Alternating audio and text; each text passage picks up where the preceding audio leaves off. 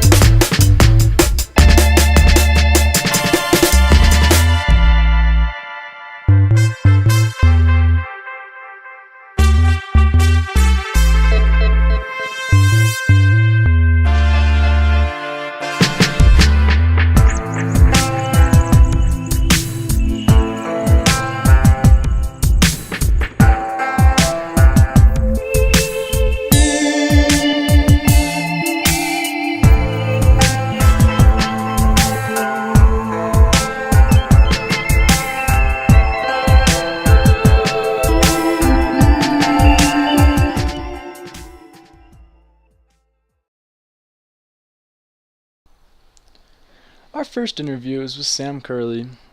He's an avid gamer and an accomplished athlete.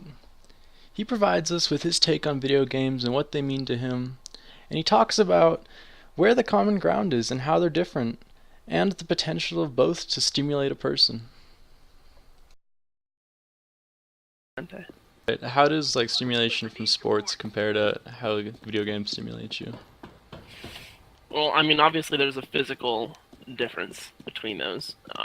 Like if you're say playing football or soccer, you've got like sweat droplets down your face, and you've got serious mental or physical fatigue that you're having to deal with. Whereas video games, you probably could play for 12 hours straight without having too many issues, except for potential back problems and stuff that comes from sitting for super long. So I think it's definitely more of a game of mental fortitude, and the stimulation is sort of all wrapped up in your head, which I think could be good and could be sort of damaging in some ways. But as far as mental stimulation goes, they definitely do compare. It's not like they're in different categories. They're very similar as far as performance versus practice goes. In terms of how the reward for maybe running a really good race compares to the reward of say winning a game, in terms of just being happy and stuff, how would you compare that? Well, I think at least in the current social climate we've got right now, it feels a little bit more rewarding to run a really good race, just because that sounds a little bit more socially cool or dominant to be athletically talented than it is to be talented at a computer game. So in that sense, I think it's definitely a little bit more rewarding to have some of that performance grounded in physicality. But there is sort of a community that you can share those experiences with in the whole video game scene, and having that is definitely sort of a big one. And they are sort of little triumphs every time you succeed over something that was set in place to inhibit your progress. Whether that be in a single player experience or multiplayer like we're doing right now. Just getting 5-man squads together or something and going out and trying to take out another 5-man squad with, coordination, precision, and a bunch of skill that's been accumulated over time. So that feels kind of good. It's rewarding. It's just not quite as, I'd say it's definitely deeply momentarily rewarding, probably on a level of similar magnitude to something like running a race. But in the long term, as far as like socially rewarding goes, you're probably not going to get the same um, long term effects. You know? Yep. Alright, like one final question. Um, do you think there's the potential in video games to go and have an adventure with your friends and really experience something unique? Absolutely, yeah. If you've got, oh yeah, no, if you've got a couple hours to spare and a couple buddies, you're just out perusing some foreign world. I mean, like turning a corner and experiencing something new every time, like infinite possibilities, just because you're still dealing with human beings in sort of a virtual playscape. Like that's an adventure. I mean, there's like unpredictability. There's sort of a sense of you're not necessarily safe because all of your time and energy spent on like one particular thing, like whether it be a rank or a little hut you built in the woods, can all be like torn away from you. So there's a bit. It's not all comfortable. It feels as though there's something to lose because you're going out, and that sense of something to lose does really give it a spirit of adventure because it's not just like you're totally safe. You are in danger of losing time put into something, which is sort of what gives adventure its appeal in real life too. Is the danger of losing something you put time into. And while you're not necessarily risking life or limb, it still has that risky appeal. Is the accumulation and the fear of the fall. So that's pretty cool.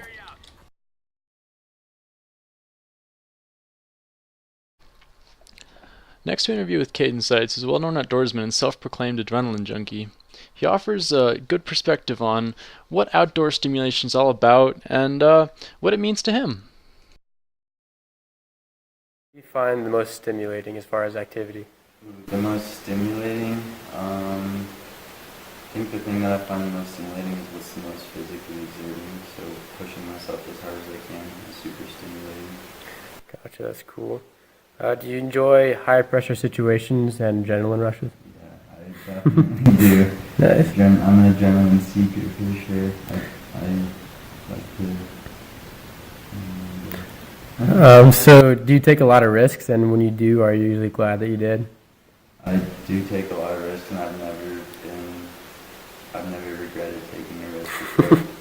Take them probably on the day. I recommend taking risks. Gotcha. How closely do your activities on any given day relate to like your happiness or what kind of mood you're in?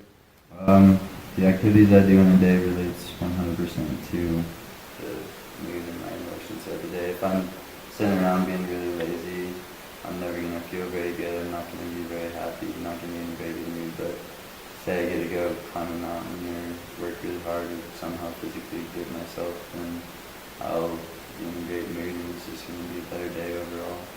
Okay. Do you think, this is kind of, you already answered that, but do you think being active is good for your mental health? Yeah, definitely. All right. What are the disadvantages of your lifestyle as far as activity and the risks you take?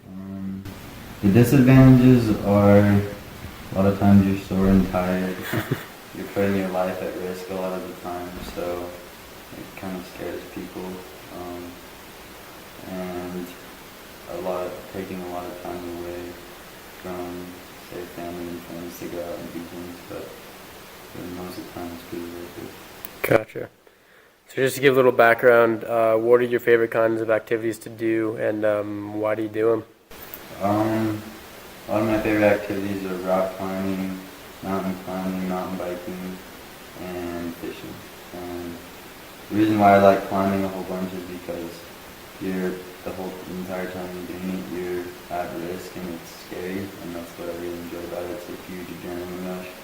And I really enjoy fishing because when you hook up into a really big fish, that's a whole different type of adrenaline rush. It takes a lot of skill, a lot of patience, and a lot of practice, and I just really enjoy it. It's been like, Gotcha.